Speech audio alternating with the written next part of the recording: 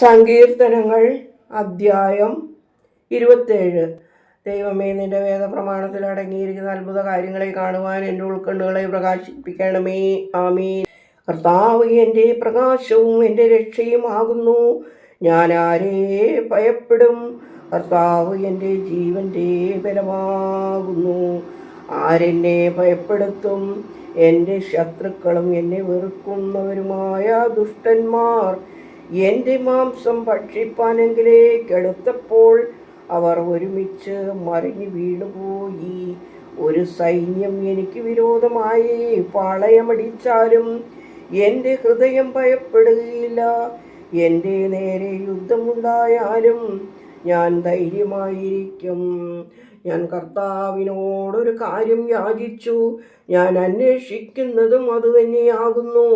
എൻ്റെ ആയുഷ്കാലമെല്ലാം ഞാൻ കർത്താവിൻ്റെ ഭവനത്തിൽ വസിച്ച് കർത്താവിൻ്റെ സൗന്ദര്യത്തെ കണ്ട് തൻ്റെ ആലയകാര്യം ക്രമീകരിക്കണമെന്നുള്ളതാകുന്നു.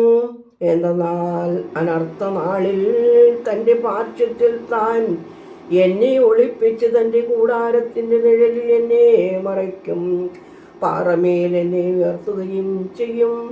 ഇനിമേൽ എന്നെ ചുറ്റിയിരിക്കുന്ന എൻ്റെ ശത്രുക്കളുടെ നേരെ ശിരസ്സുയർത്തപ്പെടും.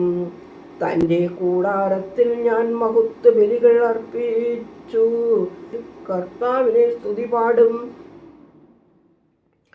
കർത്താവേ, ഞാൻ നിന്നെ വിളിക്കുമ്പോൾ നീ എൻ്റെ ശബ്ദം കേട്ട് എന്നെ അനുഗ്രഹിച്ച് എന്നോട് കരുണ ചെയ്ത് എന്നോട് ഉത്തരം അരുളേണമേ.